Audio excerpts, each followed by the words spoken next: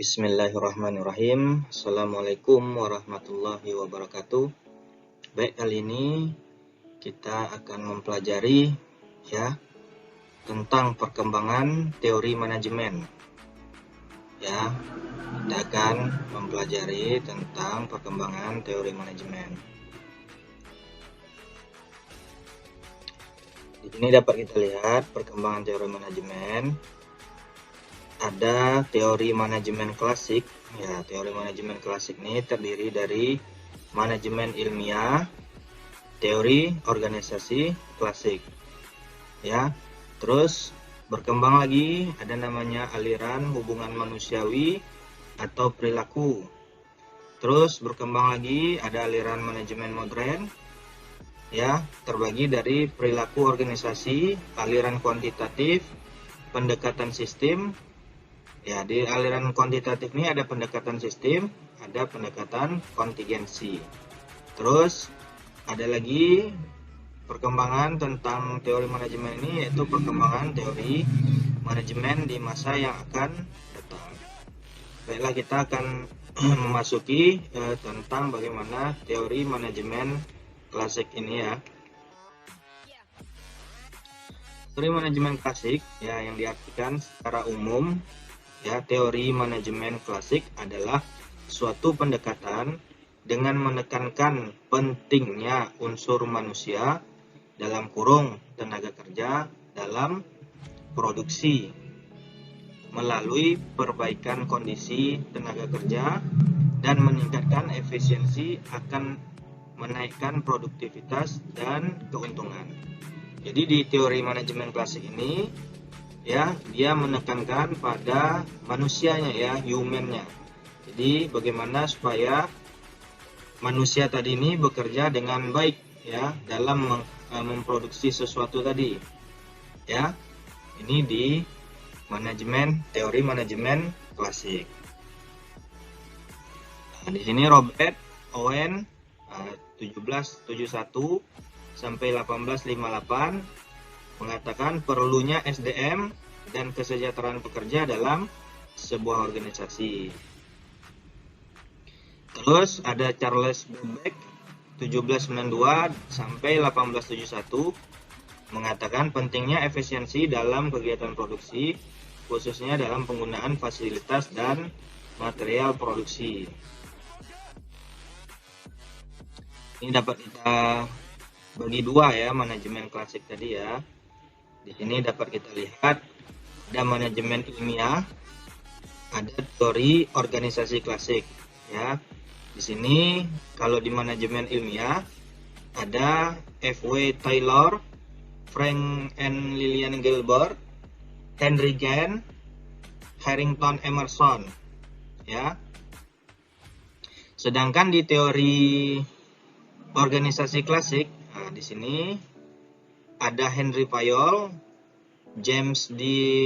Money, Mary Parker, Herbert Simon, Chester E. Barnard. Di manajemen ilmiah ini mengatakan atau menerangkan secara ilmiah metode terbaik untuk melaksanakan tugas apapun dan untuk menyeleksi, melatih, dan memotivasi pekerjaan. Tujuannya adalah untuk kebutuhan untuk meningkatkan produktivitas. Ini yang dari manajemen ilmiah. Kalau dari teori klasik ini mengatakan menumbuhkan kebutuhan untuk menemukan pedoman pengelolaan organisasi kompleks. Ini Frederick Taylor. Nih 1856 sampai 1915 sebagai bapak manajemen ilmiah. Ini dia menggambarkan bahwa manajemen ilmiah diartikan dengan metode ilmiah pada studi, analisa, dan pemecahan masalah organisasi serta efisiensi kerja organisasi. Ini Frederick Taylor.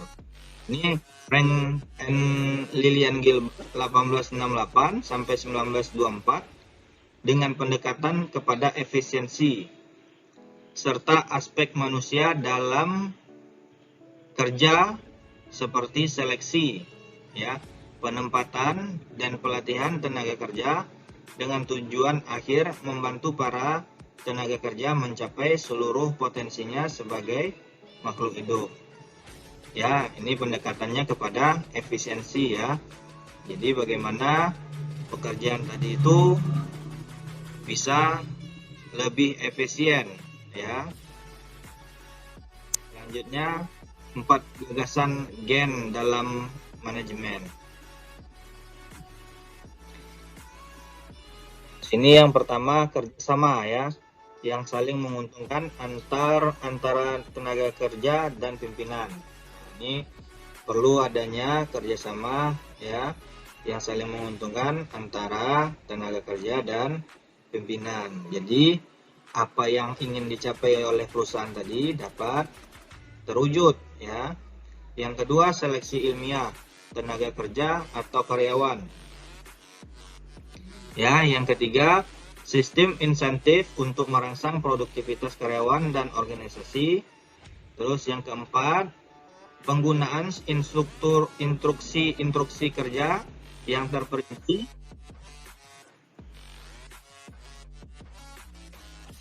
Oke, selanjutnya Henry L. Gann.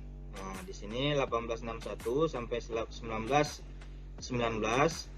Pendekatan ilmiah yang terbesar darinya adalah penggunaan metode grafik yang dikenal dengan bagan Gann atau Gann chart ya, untuk perencanaan, koordinasi dan pengawasan produksi dan metode scheduling ya produksi. Jadi di sini digunakan metode grafik ya oleh Henry L. Gann ya. Jadi tahu nih bagaimana cara kapan kita akan melakukan produksi, kapan kita akan melaksanakan koordinasi, dan kapan kita melakukan pengawasan ya. Ada juga di sini dikatakan dengan metode schedule ya, schedule produksi. Nah, di sini ada kontribusi manajemen ilmiah. Nah, jadi kita ada tahu tadi ya. Sekarang kontribusi manajemen ilmiah. Yang pertama, metode manajemen ilmiah terbukti dapat diterapkan pada bermacam kegiatan organisasi ya, untuk meningkatkan produktivitas. Nah, jadi metode manajemen ilmiah ini terbukti ya dapat diterapkan pada kegiatan organisasi ya, dimana untuk dapat meningkatkan produktivitas tadi. Yang kedua, teknik efisiensi manajemen ilmiah dapat meningkatkan produktivitas serta pelaksanaan yang lebih efisien ya. Yang ketiga, seleksi ilmiah dan pengembangan ilmiah para karyawan dapat meningkatkan efektivitas karyawan. Ya, yang keempat, desain kerja yang dibuat memudahkan para manajer untuk melaksanakan fungsinya dengan cara yang terbaik. Ya. Jadi, kontribusi manajemen ilmiah ini yang pertama bagaimana meningkatkan produktivitas. Terus bagaimana teknik atau cara yang dilakukan tadi ya supaya pekerjaan tadi bisa lebih efisien. Ya, terus seleksi ilmiah katanya kan, seleksi ilmiah dan pengembangan ilmiah para karyawan dapat meningkatkan efektivitas karyawan.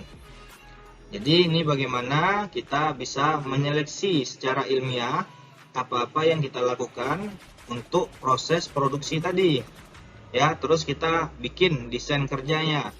Jadi mana pekerjaan yang apa langkah-langkah yang akan kita laksanakan dalam bekerja tadi, harus kita bikin desainnya ya.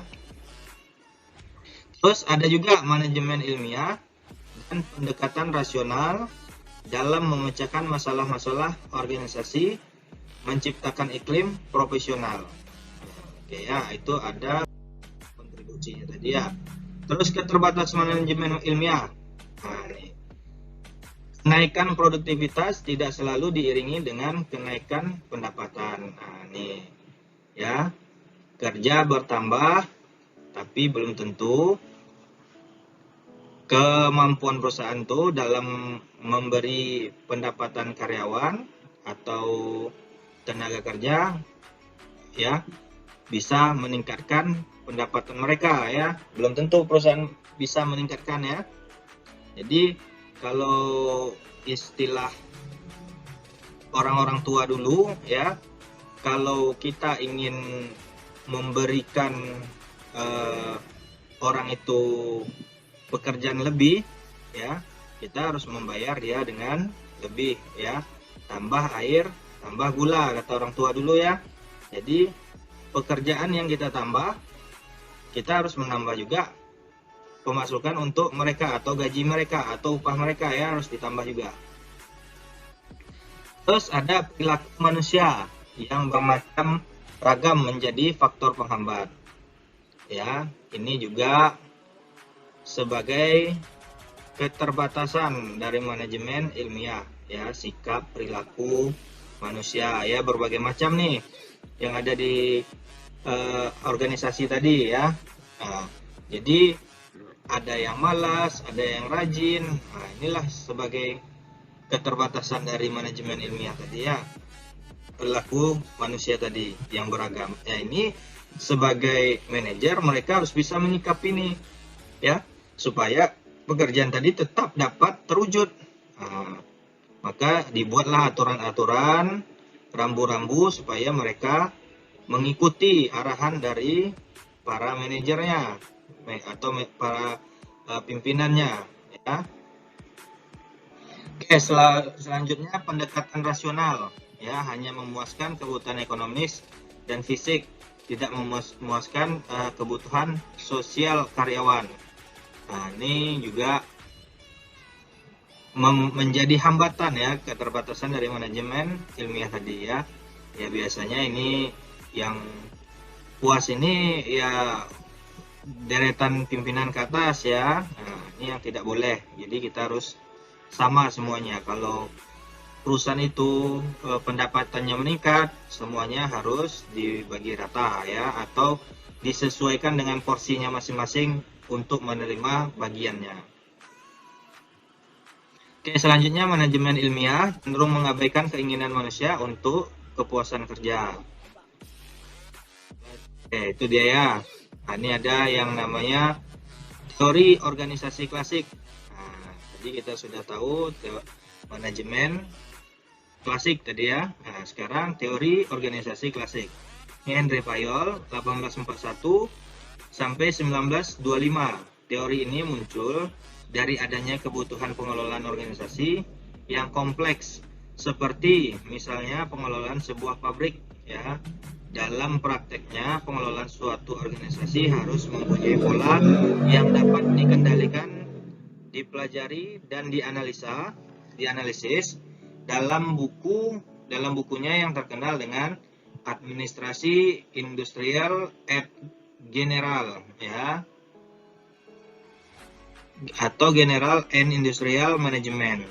Atau Fayol merincikan ada 5 unsur ya, atau disebut fungsionalisme Fayol, yakni di sini ada perencanaan, ada pengorganisasian ya, ada pemberian perintah ya, ada pengkoordinasian ya, terus ada pengawasan. Nah, jadi ini teori ini muncul ya karena ada ya kegiatan dari sebuah pabrik ya yang harus dilaksanakan ya. Jadi Fayol merincikan ada 5 unsur ya, dalam 5 unsur atau yang disebut fungsi ya, fungsi Fayol ya.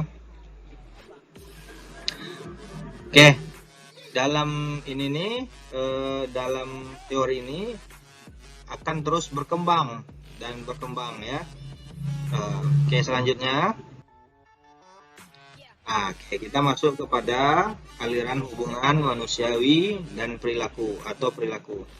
Aliran ini muncul karena ada ketidakpuasan bahwa yang dikemukakan pendekatan klasik tidak sepenuhnya menghasilkan efisiensi produksi dan keharmonisan kerja. Para pemimpin perusahaan dalam kurung manajer dalam menghadapi kesulitan dan frustasi karena karyawan tidak selalu mengikuti pola-pola perilaku yang rasional, ya, sehingga pola perilaku manusia ini menjadi titik konsentrasi yang perlu diperhatikan. Di sini tokohnya ya, tokoh manajemen aliran hubungan manusiawi ada Hugo Osterbeck ya, 1883 sampai 1916. Ada Elton Mayo 1880 sampai 1989.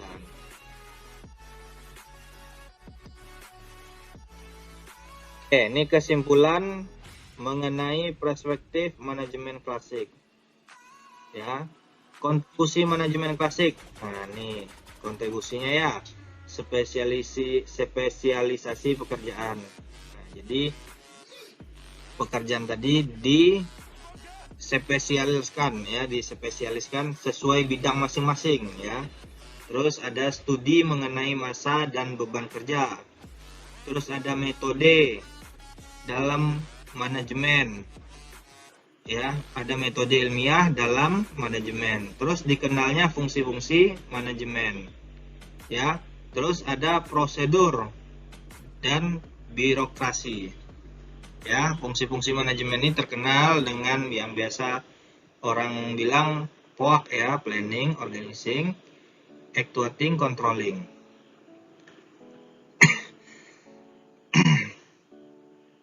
Terus keterbatasan dari manajemen klasik, nah ini dia. Kurangnya memperhatikan aspek kemanusiaan dari pekerja seperti motif, tujuan, perilaku, ya, dan lain sebagainya. Jadi keterbatasan dari manajemen klasik ini kurangnya memperhatikan aspek kemanusiaan dari pekerja seperti motif, tujuan, perilaku, dan lainnya, ya. Jadi mereka kurang memperhatikan aspek kemanusiaan dari pekerja tersebut, ya. Apa sih keinginannya dari karyawan tadi? Apa sih tujuannya, ya? Terus bagaimana perilaku karyawan tadi? Nah, kurang diperhatikan dari manajemen klasik ini. Terus ini ada kontribusi dan keterbatasan aliran hubungan manusiawi. Dalam konteks pendekatan kebutuhan sosial, melengkapi pendekatan klasik sebagai usaha untuk meningkatkan produktivitas dengan memperhatikan kebutuhan karyawan dan memberikan keuntungan, proses kelompok menjadi fokus untuk melengkapi perhatian terhadap karyawan secara individual. Konsep dalam kurung makhluk sosial tidak menggambarkan secara lengkap individu-individu dalam tempatnya bekerja. Perbaikan kondisi kerja dan kepuasan karyawan tidak menghasilkan peningkatan produktivitas yang dramatik seperti yang diharapkan. Ya. Terus, ini selanjutnya aliran manajemen modern ya. Masa manajemen modern berkembang melalui dua jalur yang berbeda. Ya. Jalur pertama merupakan pengembangan dari aliran hubungan manusiawi yang dikenal sebagai perilaku organisasi dan yang lain dibangun atas dasar manajemen ilmiah. Ya, dikenal sebagai aliran kuantitatif atau operation research dan manajemen sains atau manajemen operasi. Jadi ada dua aliran ya dari manajemen modern ini ya. Pertama aliran kuantitatif, terus ada aliran atau manajemen operasi ya, operasi riset ya, operasi riset dan manajemen sains atau manajemen operasi. Oke, selanjutnya kita masuk ke perilaku organisasi ya. Perkembangan aliran perilaku organisasi ditandai dengan pandangan dan pendapat baru tentang perilaku manusia dan sistem sosial. Nah, ini tokoh perilaku organisasi adalah Abraham Maslow yang mengemukakan adanya hierarki kebutuhan dalam penjelasannya tentang perilaku manusia dan dinamika proses motivasi. Terus Douglas McGregor dengan teori X dan Y-nya ya. Terus Friedrich Herzberg yang menguraikan teori motivasi Huygens atau teori dua faktor. Terus ada Robert Black dan James Morton ya yang membahas tentang 5 gaya kepemimpinan dan kisi-kisi manajerial. Pintel ya, terus ada Chris, ada Garsen ya, itu dia ya beberapa orang yang dari perilaku tadi ya, perilaku organisasi. Terus kita masuk kepada prinsip dasar organisasi, prinsip dasar perilaku organisasi. Beberapa prinsip dasar penting dapat disimpulkan dari pendapat tokoh manajemen modern sebagai berikut ya. Satu, manajemen tidak dapat dipandang sebagai suatu proses teknik secara ketat dalam kurung peran, prosedur, prinsip ya. Manajemen harus sistematik dan pendekatan yang digunakan harus dengan pertimbangan secara hati-hati. Nah, jadi dalam melakukan pertimbangan juga harus secara hati-hati ini ya. Nah, dia manajemen ini manajemen harus sistematik ya.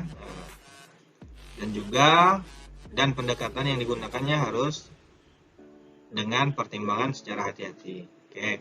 Yang kedua, organisasi sebagai suatu keseluruhan dan pendekatan manajerial individual dan pengawasan harus sesuai dengan situasi. Oke, selanjutnya pendekatan motivasional yang menghasilkan komitmen pekerja terhadap tujuan organisasi sangat dibutuhkan.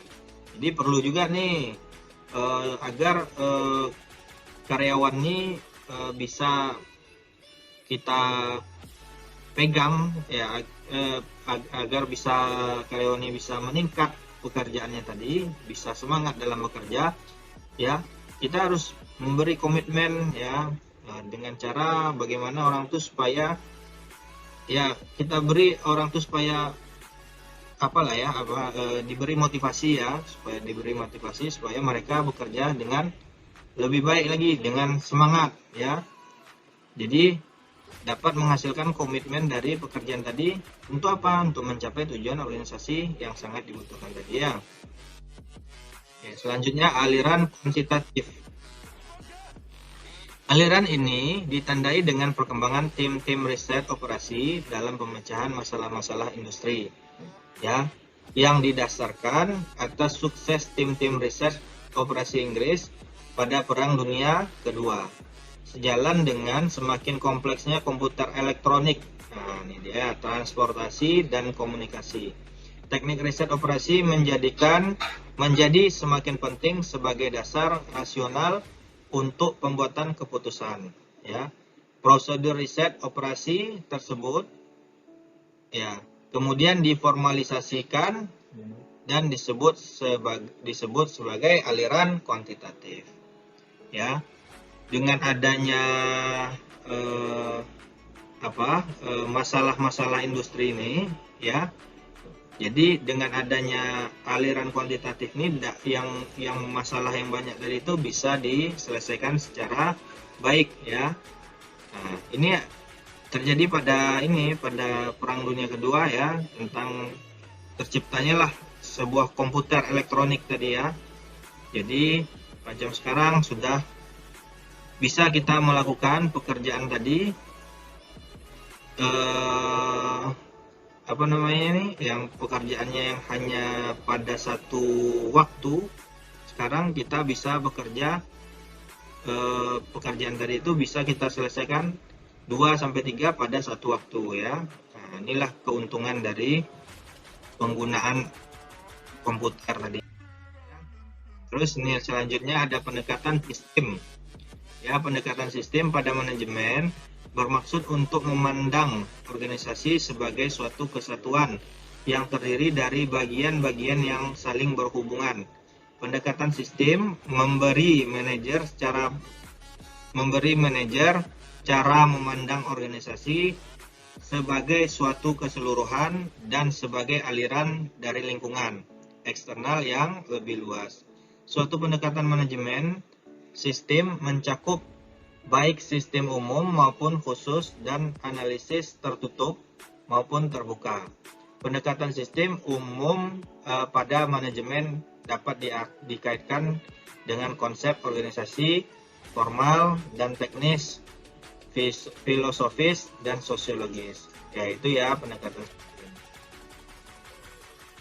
Di sini dapat dilihat perspektif ya dalam perspektif sistem dalam manajemen. Di sini ada input, proses dan output ya. Input itu terdiri dari bahan baku, SDM, informasi, uang. Proses ya, di sini ada sistem operasi, sistem administrasi, teknologi dan sistem kontrol. Ada output bagi lingkungan ya, ada barang atau jasa, untung atau rugi, perilaku pekerja, output informasi. Nah, di sini terus dari output tadi ada umpan baliknya ya. Nah, umpan baliknya ini memberikan input balik ya kepada bahan baku tadi, SDM dan informasi dan uang tadi ya. Selanjutnya pendekatan kontingensi. Nah, di pendekatan kontingensi dalam pelaksanaan manajemen harus disesuaikan dengan keadaan dan lingkungan. Jika atau lalu ya, pendekatan ini juga dinamakan sebagai pendekatan manajemen menurut keadaan. Nah, jadi pendekatan kontingensi tadi yaitu menurut keadaan ya. Jadi kita mengikuti perkembangan yang ada ya, agar sistem manajemen tadi dapat berjalan. Selanjutnya nih ya, perkembangan teori manajemen di masa datang. Nah, di sini ada 5 ya, ada 5 kemungkinan arah perkembangan teori manajemen selanjutnya di masa mendatang, yaitu dominan. Salah satu dari aliran utama dapat muncul sebagai yang paling berguna. Terus ada divergens. Setiap aliran berkembang melalui jalurnya sendiri. Terus ada konvergens. Aliran-aliran dapat menjadi sepaham dengan batasan-batasan di antara mereka cenderung kabur ya. Terus ada sintesa, masing-masing aliran berinteraksi. Terus ada proliferation ya, kemungkinan akan bertambah aliran lagi ya, atau berkembang biak ya dari aliran sebelumnya ya, dari teori sebelumnya. Oke, terima kasih ya telah menonton video kali ini ya. Bila ada pertanyaan silahkan di komen di kolom komentar ya. Jangan lupa juga ya subscribe ya. Terima kasih, saya ucapkan assalamualaikum warahmatullahi wabarakatuh.